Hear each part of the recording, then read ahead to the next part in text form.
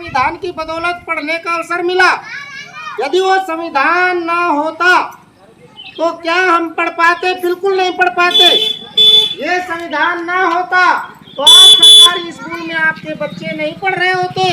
भारत का संविधान नहीं होता तो ये जो बैठे गंगाराम जी, आप वकील नहीं बन पाते। और भारत में संविधान नहीं होता तो आपके तन पर ये सुंदर साड़ियाँ नहीं होती। आज हमारी गांव में ऐसी व्यवस्थाएं नहीं होती।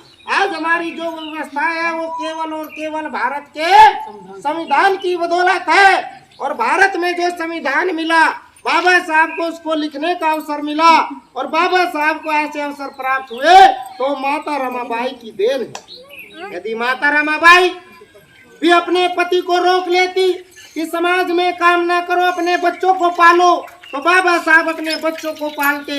उनके 4 बच्चे वो जिंदा होते। आज उनका अपना खुशी सुख परिवार होता, वो सुख समृद्धि भोग रहे होते, लेकिन आप कंगाल होते। आपके शरीर पर तन पर कुछ नहीं होता। बाबा साहब ने कहा मैं इन 4 बच्चों का कुछ नहीं कर पाऊंगा, लेकिन मैं आने वाले भविष्य को, आने वाले करोड़ों करोड़ों बच्चों को जीवन दान दे जाऊंगा।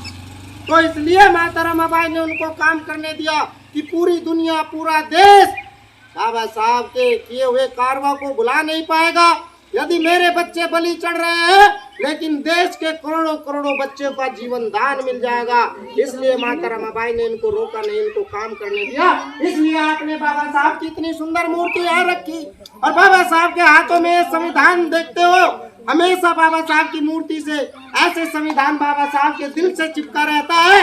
अरे भाई, कदर करो इस बात की कि क्यों ये संविधान हाथ में लिए हैं। तो आप लोगों को इससे सीखना चाहिए कि जब तक ये भारत का संविधान है तब तक आपका जीवन सुरक्षित है।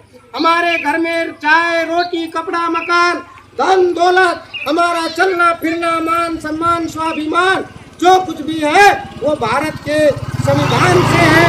यदि संविधान है तो आप हैं, संविधान है तो आपके बच्चे हैं और संविधान है तो हमारा जीवन स्वाभिमानी है। यदि संविधान नहीं तो हमारा जीवन नरक हो जाएगा, हमारा जीवन बर्बाद हो जाएगा, हमारे बच्चे गुलामी में चले जाएंगे और हमें किसी भी प्रकार से हमारे बच्चे हमारा सम्मान नहीं करेंगे।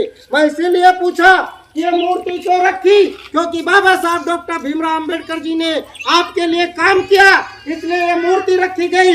यदि हम अपने बच्चों के लिए काम नहीं करेंगे तो हमारे बच्चे हमारी फोटो अपने घरों में नहीं लगाएंगे और कहीं फोटो दिख जाएगी तो थूकेंगे उस फोटो पर कि ऐसा था निकम्मा हमारा बाप कि ये संविधान का मजा तो ले गया, बाबा साहब की कुर्बानी का मजा तो ले गया, बाबा साहब की मेहनत का मजा तो ले गया और जो मजा इसे मिला था वो भारत के संविधान से मिला था।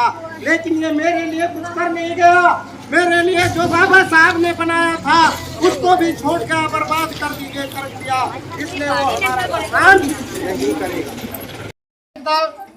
उत्तर प्रदेश जिला इकाई लखनऊ टीम के साथ में सहीपुरवा गांव बक्सी का तालाब विधानसभा और सेक्टर पहाड़पुर में उपस्थित हुआ। मैं दूसरी बार यहाँ आने का अवसर मिला और पहली बार भी हम यहाँ प्रसन्न होकर के पहुँचे थे और आज भी प्रसन्नचित हुए हैं। तमाम महिला बहनों ने, महिलाओं की शक्ति हमेशा यहाँ मजबूत रहती है और हमारी तमाम बहनों ने, माताओं ने, महिलाओं ने हमें काफ़ी 2 घंटे से हमें सुन रही है, हमारा सम्मान कर रही है। मैं समता सैनिक दल उत्तर प्रदेश की ओर से आपको आभार अभिनंदन करता हूँ। इसी के साथ में यहाँ पर तमाम महिलाएं उपस्थित है, सभी के सामने मैं एक आपसे जो निवेदन भी करता हूँ कि आप समता सैनिक दल की सिपाही बने और समता सैनिक दल के सिपाही बन करके बहुजन समाज को मजबूत करे, बहुजन सत्ता को मजबूत करे, बाबा साहब के मिशन को मजबूत करे, महिलाओं की सुरक्षा करने का काम करे। कितनी महिलाएं हाथ ऊपर खड़ा करके बताएगी जो समता सैनिक दल में जुड़ना चाहती है। देखिए ये इतनी तमाम महिलाएं, जोरदार तालियां महिलाओं के लिए, बहनों के लिए। इतनी तमाम महिलाएं जो यहाँ उपस्थित है वो समता सैनिक दल की सिपाही बनना चाहती है। ये मैं संदेश देना चाहता हूँ समस्त लोगों को जो हमें देख रहे हैं और सुनेंगे कि जिस गांव में जाते हैं जो बाबा साहब की सेना का नाम सुनते हैं वो बाबा साहब की सेना समता सैनिक दल के साथ जी जान से खड़े हो जाते हैं। ऐसे सब महिलाओं को जो अम्बेडकरवादी है बाबा साहब की सिपाही बनना चाहिए। इसी के साथ समता सैनिक दल सैनिक सलामी बाबा साहब को देंगे। हम कहेंगे सलामी दे तो आप अपने हाथ को यहाँ लाकर 3 बार